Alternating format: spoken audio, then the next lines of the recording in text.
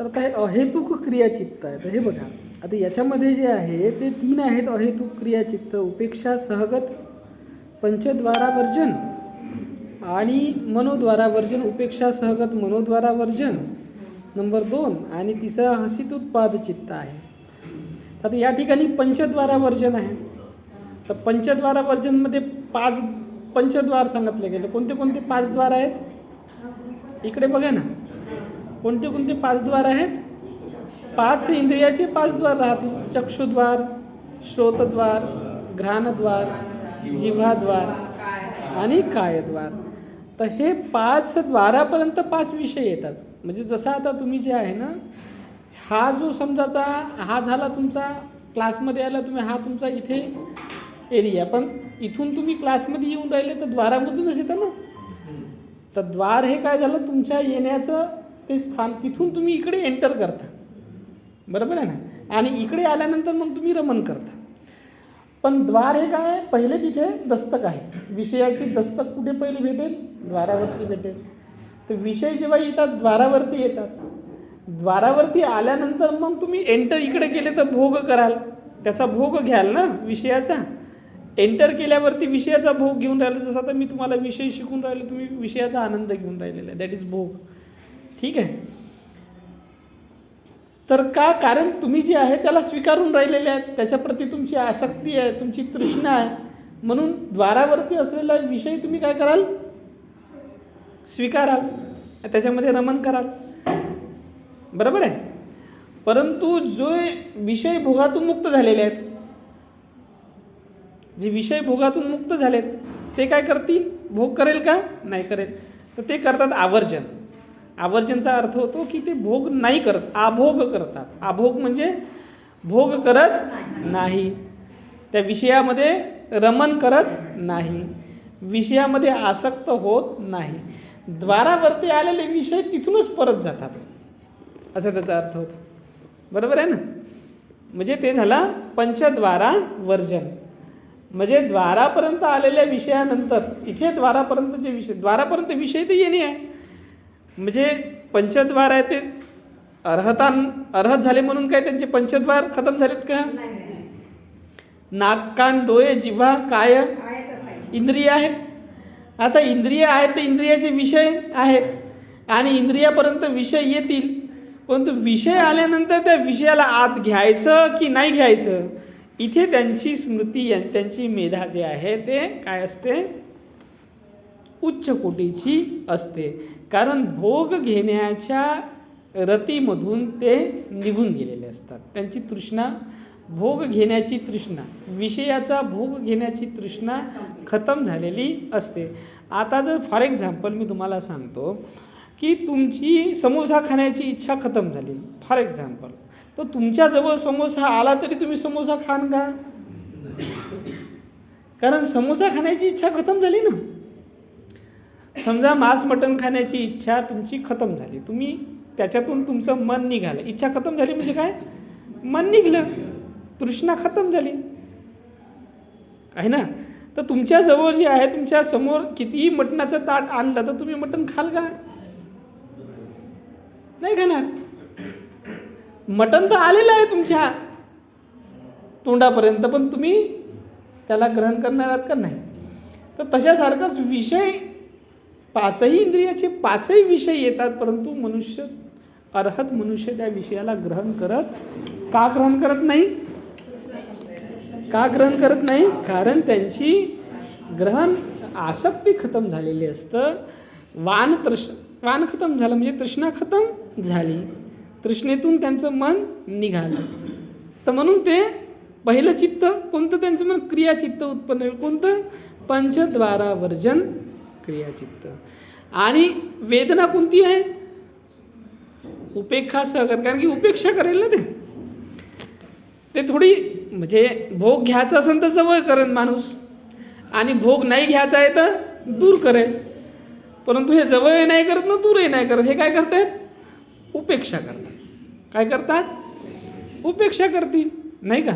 आता जसं for example जे आहे, त्यांना कोणी वस्त्र दिलं, चिवर दिलं, त्याला आनंद होणार आहे का? खूप. ते उपेक्षापूर्वक ग्रहण करणार आहे त्या चिवराला, म्हणजे जसं तुमचा हॅपी बड्डे आहे फॉर एक्झाम्पल, आणि तुमचा हॅपी बड्डे आहे तर तुमच्या जे आहे ते सहचारीनी जे आहे तुम्हाला काय दिलेलं आहे, गिफ्ट दिलं, तर तुम्हाला बहुत आनंद होईल. अरे बापरे, नाही का? गोष्ट बरोबर आहे का नाही? आणि नाही दिलं तर दुःख होईल. हे झालं तुमचं मन, कारण की तुमचं मन त्याच्यामध्ये अजून नाही अडकलेलं आहे, पण यांचं मन थोडी अडकलेलं आहे. ते कपड्याच्या तृष्णेमधून निघलेत. आता ते कपडे याच्यासाठी घालून राहिलेले आहेत की ऊन थंडी वाऱ्यापासून संरक्षण व्हावं आपल्या शरीराचं. ठीक आहे, म्हणून ते कपडे घालत आहे. कपड्याचं औचित्य त्यांना दुसरं काय, म्हणून एकच रंगाचे कपडे आणि 3च जोड आहेत. अजून काय आहेत का? तुमच्या नजरा तर अशा आहेत, म्हणजे ढिगाने ढिगभर जरी इकडे जे आहे ते ठेवायला जागा नाही त्या कपाटामध्ये, तरी आंदोसवाला काम आहे. काही लोक मोठे विद्वान होऊन जातात घरचे, तिथलीच साडी घेतात काढून याच्यातली, आणि ते पॅकेटमध्ये हे करून तोच नवीन आणून देतात. म्हणजे नवीन साडी आणली तुझ्यासाठी, हे लक्षात घ्या. म्हणजे लक्षातही नाही राहत. YouTube वरती पाहिलेलं होतं मी.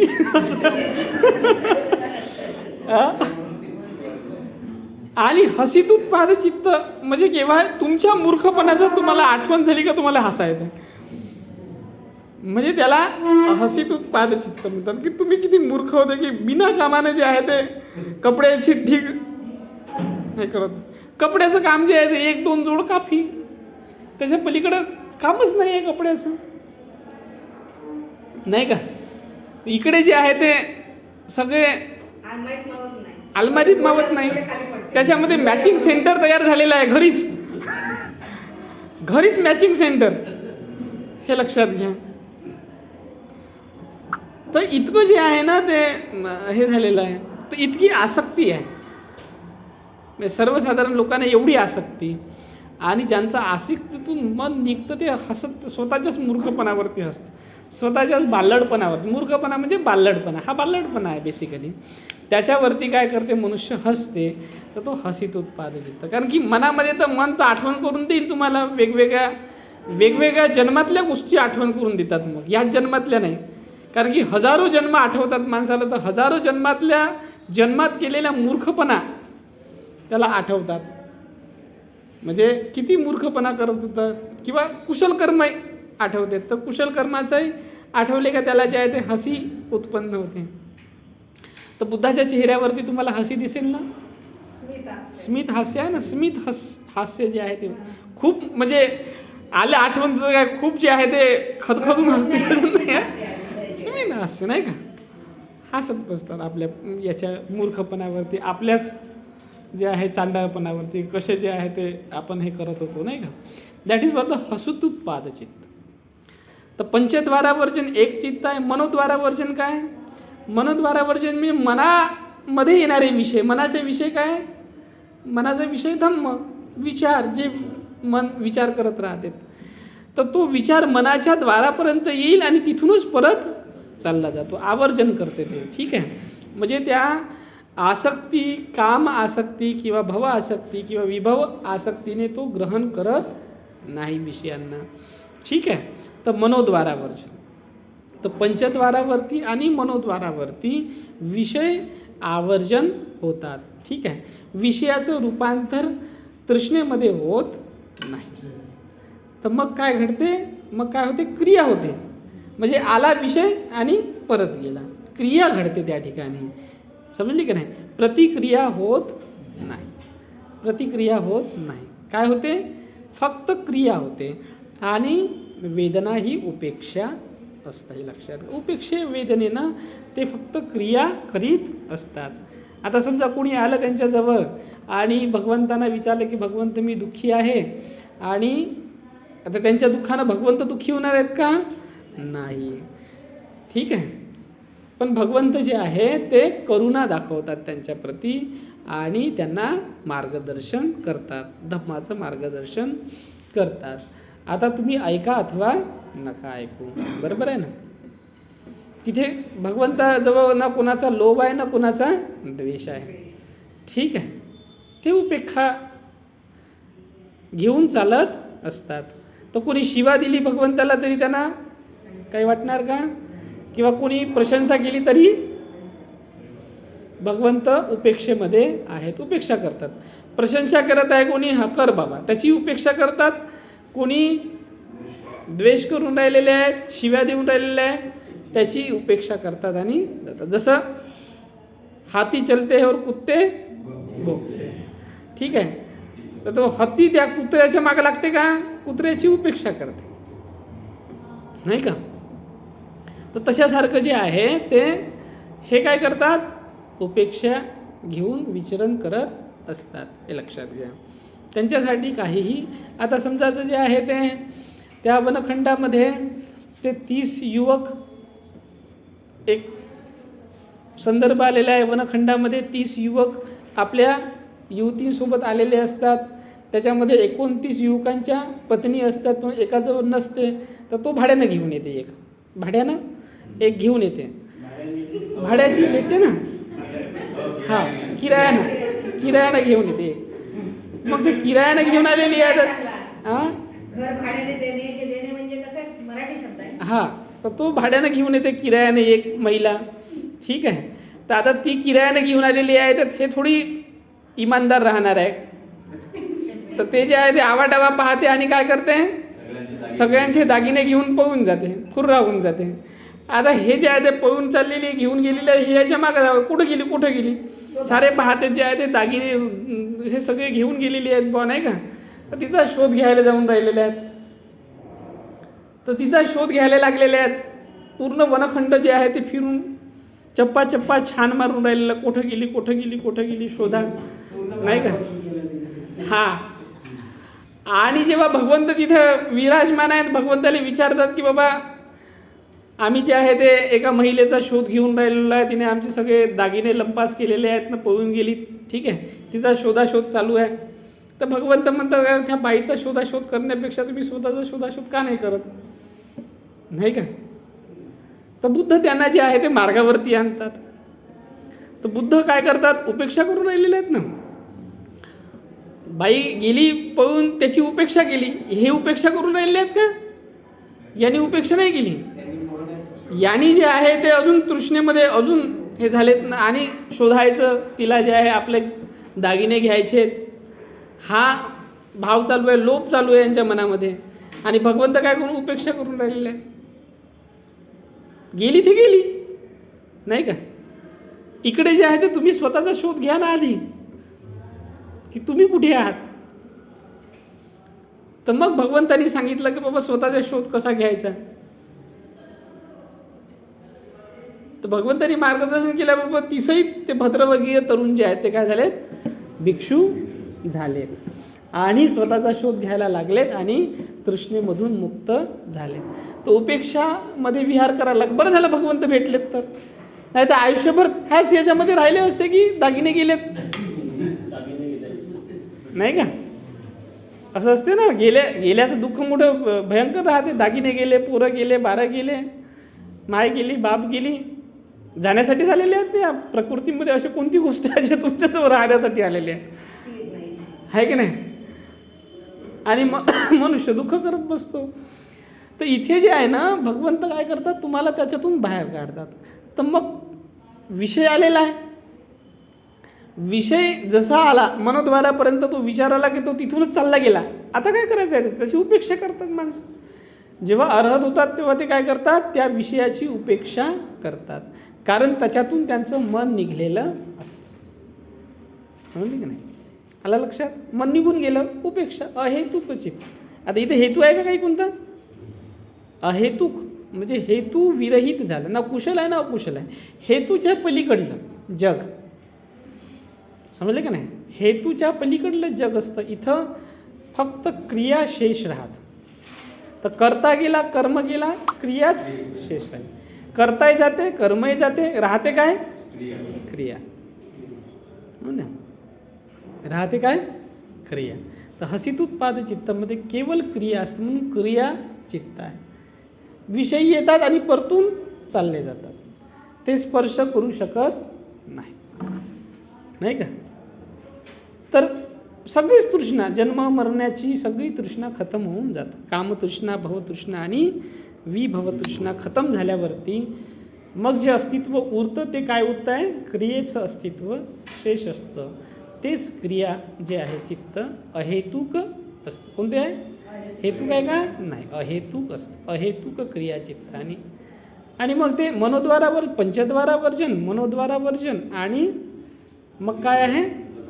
हसित उत्पाद.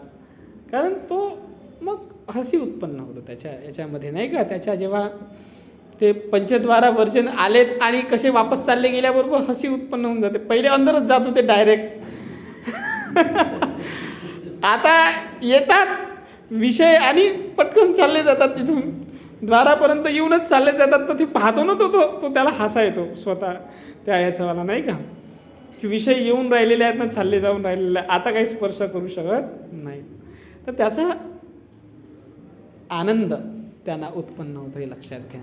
कारण विषय आता एंटर करू शकत नाही.